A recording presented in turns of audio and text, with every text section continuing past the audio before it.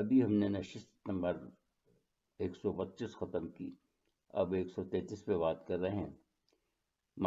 ابھی تک مناسک حج اور دیگر مصروفیات زیر بحث ہیں۔ ہم گزشتہ نشست میں حضور کے آخری حج کے پر بات کرتے ہوئے یہاں تک پہنچے تھے کہ حضور طواف کرنے کے بعد چائے زمزم پہ تشریف لے گئے اور پانی پیا اور سینہ مبارک پر ڈالا۔ آئیے اب آگے بڑھتے ہیں۔ جیسا ہم پہلے عرض کر چکے ہیں کہ حضور نے خود کو پہلے عمرے کے بعد حلال نہیں کیا، اس لیے کہ بعض محدثین کے بقول حج کے سلسلے میں آخری وحی صحیح کے دوران آئی، اور یہ بات اس سے بھی ظاہر ہوتی ہے کہ صحیح ختم کرنے کے بعد حضور صلی اللہ علیہ وسلم نے فرمایا کہ مجھے اپنے معاملے کا علم ہوتا تو میں اپنے آپ کو پابند نہ کرتا اور قربانی کا جانور ہمراہ نہ لاتا، اور لوگ جو قربانی کا جانور نہیں لائے ہیں وہ خود کو حلال کر لیں، یعنی احرام سے واپس باہر آ جائے۔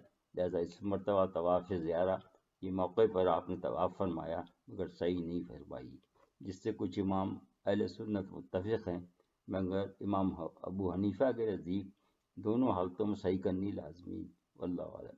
اور سوال یہ پیدا ہوتا ہے کہ حضور نے ایسا کیوں فرمایا؟ اس کی وجہ یہ ہے کہ حضور امت پر شفقت اور اس کے لیے آسانی کے قائل تھے۔ جب اللہ سبحانہ تعالیٰ نے یہ سہولت دوران صحیح عطا فرما دی تو وہ خود تو اپنی نیت پہ قائم رہے، مگر جو قربانی کے جانور نہیں لائے تھے ان کو اجازت مرحمت فرما دی کہ وہ احرام سے واپس باہر آ جائیں، کیونکہ اتنے لمبے عرصے تک احرام میں رہنا سب رازمہ کام ہے اور ہر ایک میں قوت برداشت حضور صلی اللہ علیہ وسلم جیسی تو نہ تھی۔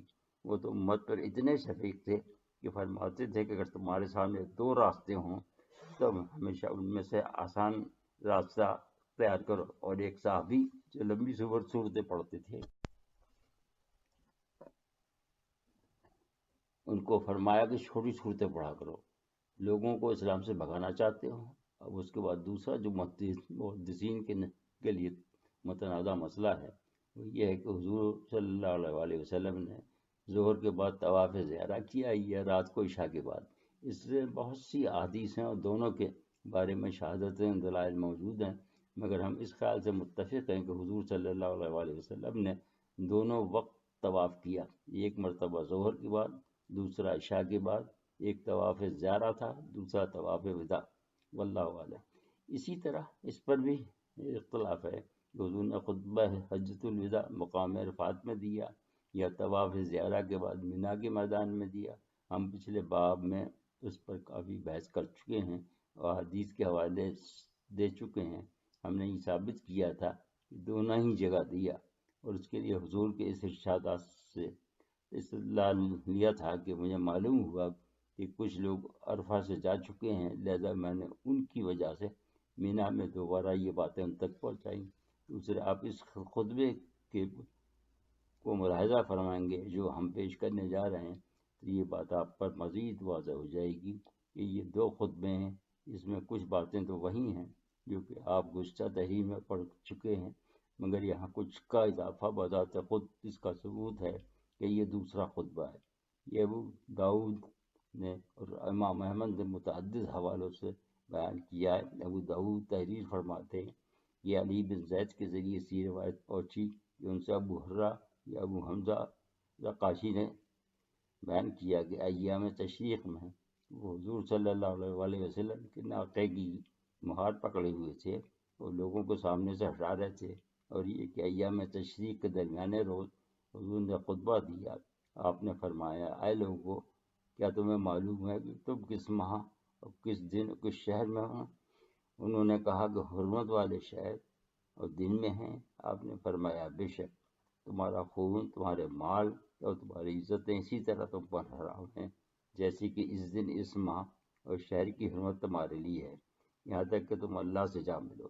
پھر فرمایا کہ میری بات سنو، تم زندہ رہو گے، آگاہ رہو کہ ظلم نہ کرنا، ظلم نہ کرنا، ظلم نہ کرنا۔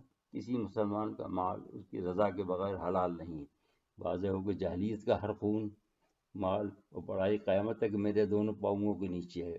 اور سب سے پہلے میں حارث بن ربیع بن عبد المطلب اپنے چچاد کا خون معاف کرتا ہوں جو بنی سعد میں دایا تلاش کر رہے تھے کہ حاضل نے انہیں قتل کر دیا، اور آگاہ رہو کہ جاہلیت کا ہر سود معاف کر دیا گیا، اور اللہ نے فیصلہ کیا ہے کہ سب سے پہلے عباس بن عبد المطلب کا سود ساقط کرے، تمہارے لیے تمہارے راس المال ہیں۔ اس کے بعد فرمایا کہ اللہ کے نزدیک مہینوں کی تعداد کتاب الہی میں 12 ہے، جس وقت اس نے زمین اور آسمان کو تخلیق کیا تھا، جن میں سے 4 حرمت والے ہیں۔ یہ قائم رہنے والا دین ہے، بس تم ان مہینوں میں اپنے آپ پر ظلم نہ کرو، اور خبردار میرے بعد پلٹ کر کافر نہ بن جانا۔ ایک وقت آئے گا کہ تم ایک دوسرے کو قتل کرو گے۔ یہ بھی واضح ہو کہ شیطان اس بات سے مایوس ہو چکا ہے کہ نمازی اس کی پرستش کریں گے، کیونکہ نماز برائیوں اور فحاشات سے روکتی ہے، لیکن وہ تمہیں آپس میں ایک دوسرے کے خلاف اکسائے گا۔ اور عورتوں کے بارے میں اللہ سے ڈرو، وہ تمہارے پاس قیدی کے ہیں، وہ مثل قیدی کے ہیں، وہ اپنے بارے میں کچھ اختیار نہیں رکھتی ہیں، تمہاری رہنے منت ہیں، لہذا بے شک ان کا تم پر حق ہے اور تمہارا بھی ان پر حق ہے کہ تمہارا بستر تمہارے سوا کوئی پامال نہ کرے، اور جنہیں تم ناپسند کرتے ہو تمہارے گھر نہ آنے دیں۔ اگر تم ان میں خیال نہ پاؤ تو انہیں نصیحت کرو اور ان کو بستروں میں چھوڑ دو۔ اگر پھر بھی نہ مانے تو ایسی ضرب لگاؤ جو شدید نہ ہو، لیکن معروف طریقے کے مطابق ان کی خوراک تمہارے ذمے ہے، اور تم نے انہیں اللہ کے عطا کردہ قانون کے تحت حاصل کیا ہے، اور اللہ کے حکم سے ان کے عروج کو حلال کیا ہے۔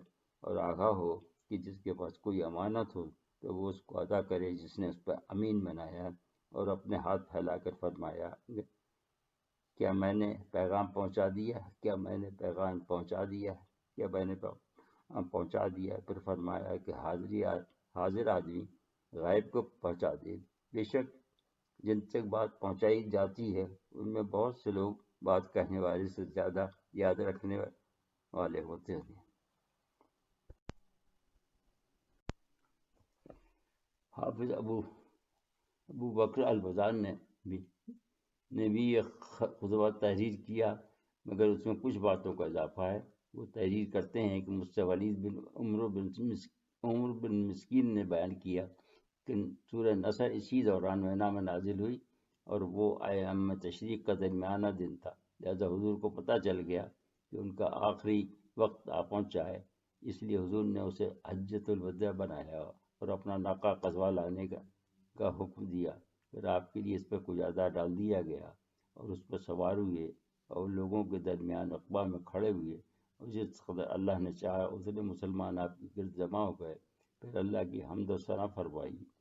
اس کے بعد خطبہ وہی ہے، صرف اضافہ کچھ ہے جو ہم یہاں پیش کر رہے ہیں کہ اس اور باتوں کے علاوہ حرمت والے مہینوں کی بھی وضاحت بھی کی گئی کہ حضور نے فرمایا کہ اللہ تعالیٰ نے جب سے زمین اور آسمان کو خلق کیا ہے زمانہ اسی حیت پہ گھوم رہا ہے۔ مہینوں کی تعداد 12 ہے، ان میں حرمت والے مہینے 4 ہیں۔